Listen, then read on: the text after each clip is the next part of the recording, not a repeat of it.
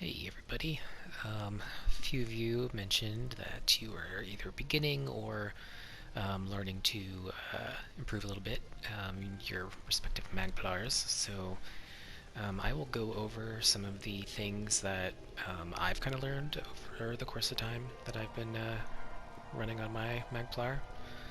Um, some helpful tips, some tricks that I've kind of shared with other people previously, and it's helped them out.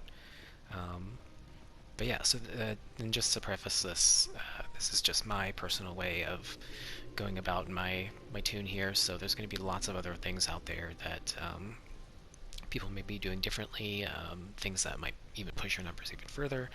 But this is kind of what I've found to be um, the most manageable, the most easy to commit to muscle memory, and also equally effective in terms of damage output and um, things like that. So, yeah, I guess the first thing we'll do is kind of go over some important things to know about some of your skills. Um, First thing are some passives. So the two most important passives in the Atrix Spear skill line are going to be Burning Light, which is an incredibly strong passive, and so that's one of the main reasons why you want to keep up your backbar ultimate and your shards at all times. The other one is going to be your Piercing Spear, and this is important just to make sure that you've got one ability from the skill line slotted on each bar so that you can maintain this passive, and it gives you a good chunk of extra critical damage. Um, the next two are from the Dawn's Wrath, and that is going to be Prism, which gives you ultimate every time you use one, very, very helpful. And then Illuminate is to help increase damage for all of your Magicka classes in your group whenever you activate an ability, so um, definitely important to have one of these slotted too.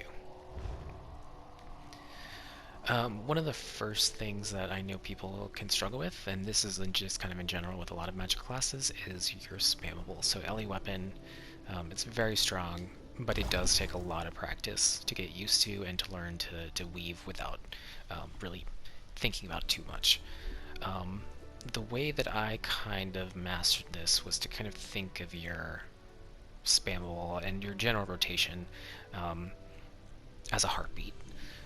And I like that analogy better than like using a metronome or whatever, only because like a heartbeat can speed up and it can slow down. Um, but the overall rhythm kind of remains the same. And it's something to the akin of to like bum bum bum bum bum bum bum bum bum bum. Um, and when you get proficient at it, you can even speed it up and incorporate it that same rhythm with the rest of your abilities. And the the thing that's nice about that is, um, even though there is sweet spots with some of your ability casts, for general purposes, it's going to work for most any class that you're playing. Um, the nice thing though is a lot of classes rotations are very forgiving, more forgiving than I think people realize. And it really is better to kind of slow things down in the beginning until you get your rotation committed to muscle memory, and then you can kind of worry about speeding things up. But should you choose to do that, I would recommend kind of breaking it up into sections. So have your rotation either written down or break it apart into like chunks. Your front bar rotation, your back bar rotation. If your rotation switches up at any point in time, I would recommend practicing that part specifically, and then you can start stitching it together. But for my rotation on my Magplar, it's pretty straightforward. It's certainly not anything new. It's kind of been a rotation that's been out there in the YouTube verse for a long time. But it's kind of done me good for a long time, so um, the only thing that I'll kind of go over is just things to pay attention to when you are, should you choose to do this same rotation. Um, First thing, of course, is to always pre-buff, and I will get Ellie on here. We'll kind of take this as we're going to be parsing on a 3 mil. So you're going to start with your channeled focus. This is huge for sustain, definitely necessary. Magplars Templars in general, their abilities cost is relatively high, so they do experience a lot of drain. Thankfully, they are one of the few classes that have an excellent source of resource return in Channel Focus. And for anybody that is not aware, restores 240 magia every second, which is a lot. So this is something that we want to keep down at all times. I know that there are people out there that can recast this dynamically. I choose to kind of make it easy on myself and just cast it every other rotation. Kind of works out that way. I think I've only got usually about like 3 or 4 seconds left on it. So, and that's as a side note, that's kind of something to get used to on any class that you're playing. So if you do have like a resource ability or anything that keeps a buff on you, try to think about it in terms of like what's going to be easiest for you to make sure that it stays up or stays active, or anything like that. And you can always feel free to, switch up your rotation to make sure that that is happening, because I can almost guarantee you you're going to do more damage by maybe changing your rotation a little bit so that you're technically not hitting as many abilities as often than you'll do if you run out of resources. So just kind of keep that in mind. Yeah, so we'll start with channel acceleration, LE drain, and then channel focus, sorry, and then channel acceleration. This ability again is also going to be similar for any magical class. Really important to get used to keeping this up. As you can see, the little fist icon down there, that's your buff for minor force. So your buff icons too are going to be very important. I make sure that they're on at all times. Usually I just prefer my self buffs versus the all the buffs from everybody else, because it can get a bit crazy. But it's going to be nice for managing uptimes for anything like your channel focus or your channel acceleration. The next thing that we're going to do is layer dots. So the order in which I lay my dots are shards, bar swap, blockade, then solar barrage. I do them in that order every time at the same time, because thankfully on a Magplar your rotation is probably one of the more simple ones because all of your dots line up. So blazing spear is 8 seconds, blockade is 8 seconds, and solar barrage is 8 seconds. There are some rotations out there that cast those things dynamically as well. They kind of mix it up a little bit to offset it with Vampire's Bane.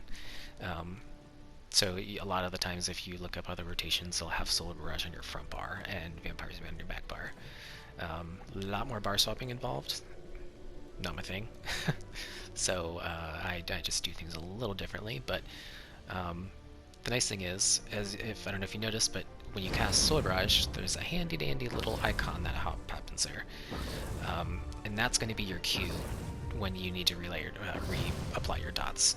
And basically, when Solar Barrage gets down to 2 seconds is when you want to recast shards and relay your dots. So essentially, you'll have your dots down, lucky Solar Barrage, and you'll bar swap front, you'll do your spammables, apply Vampire's Bane, whatever the case may be, and at 2 seconds, that's your cue to reapply your dots. So that's generally speaking how that part of the rotation is going to go. The next thing is Vampire's Bane. Now, the icon for Vampire's Bane is going to appear above the dummy. So it's going to be up by the dummy's health bar. And that's going to kind of be important to keep track of too. It lasts for 14 seconds, so it's a little different from our main dots. But the way that we're going to reapply this is it's either going to be at the beginning of your front bar rotation or at the end. And it's going to pretty much alternate in between those two. I'm typically recasting it when there's either 1 or maybe 2 seconds left on it. It's a really strong dot, and you really don't want it to run off until you want it to run off and execute. The execute phase is we're gonna slowly kind of transition some abilities off, but we can kind of get there when we get there. But for now, I'm going to kind of do a little example rotation here. We'll kind of walk you through it and then explain it, so I'll try to slow it down a little bit. Once you buff and pre-buff and apply your LE drain to acceleration, immediately when you bar swap to your front bar, I don't have it on me right now, but you will drop your ultimate and then go immediately into Shards, Blockade, and Solar Barrage. And then once you're back on your front bar, you're going to immediately cast Vampire's Bane and go into your Spammable. Now for your Spammable, you're either going to do 3 or 4. And that's if you're getting proficient with LE Drain. You can always trim down your Spammables to just 3. That's going to be the easiest, especially if you are kind of trying to take your time. You're still going to be doing a lot of damage, don't get me wrong, like that is not going to impact your overall damage output that much. 4 is kind of cutting it close. Your dots have the possibility of running off for about a second. So if you're min-maxing, just be aware of that. But 4 spam, you can technically fit 4 spammables in. I think a better way to say that is 4 abilities. So if you are recasting Vampire's Bane, that does count. So just keep that in mind. You're going to notice it too when you hit your back bar ultimate during your rotation. So that's also going to count as an ability in between your dots. So this is what that is going to look like.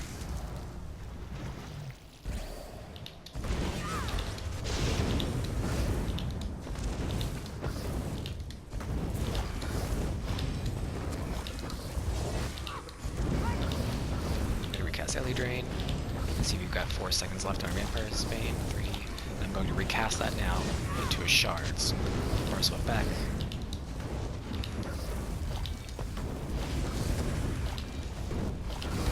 We just keep going in that same order. And you can see there, my Vampire's Bane ran out right as I was switching to my back bar, or to my front bar. So I would have recast it right out the gate and then gone into my Spammable. So it's very, very, it's for the most part static, pretty much, that rotation. Now, that second time that I was on my back bar, I would have technically used my back bar ultimate.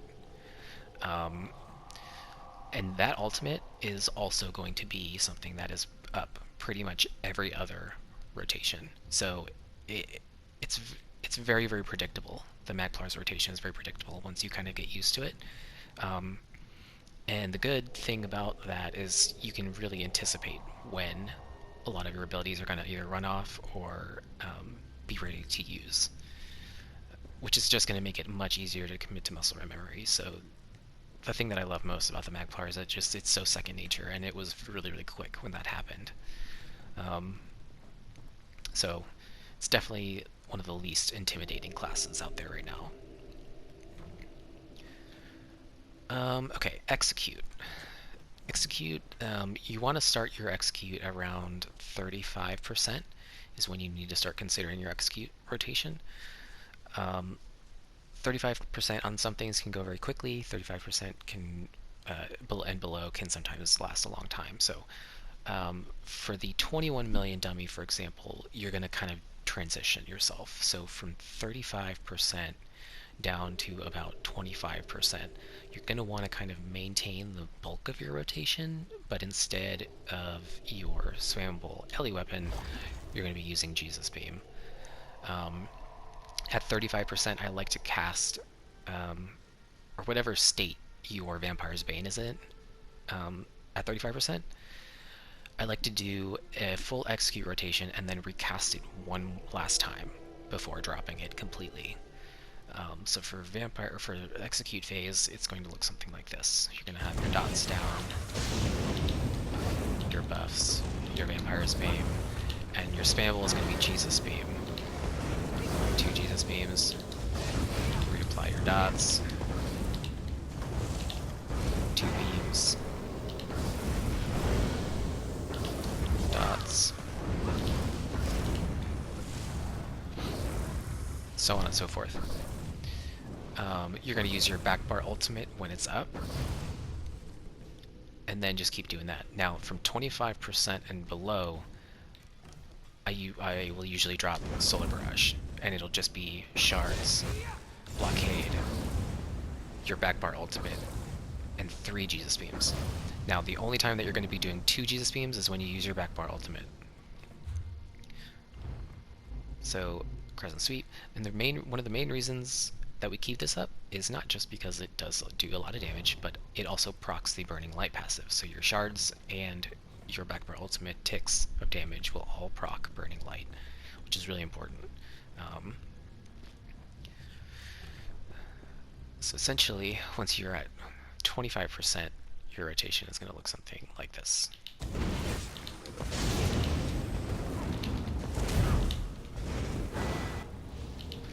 So we use our Backbar ultimate, so that's going to be 2 Jesus Beams. Dots. 2, 3.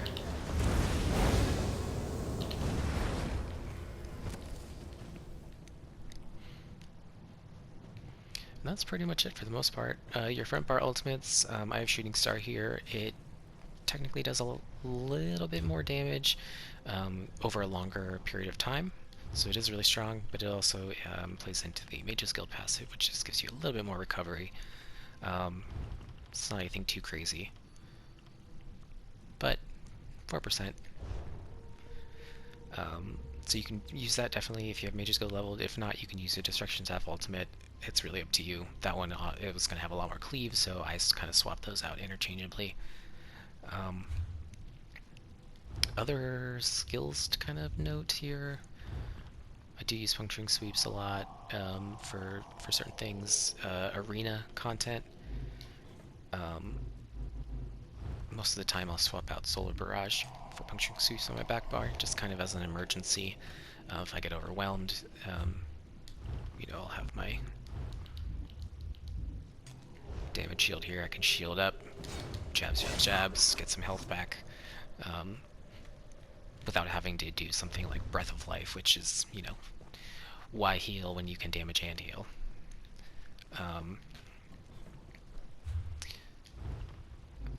Another skill is currently bugged, but is definitely useful. Purifying Light, very strong, copies a lot of damage.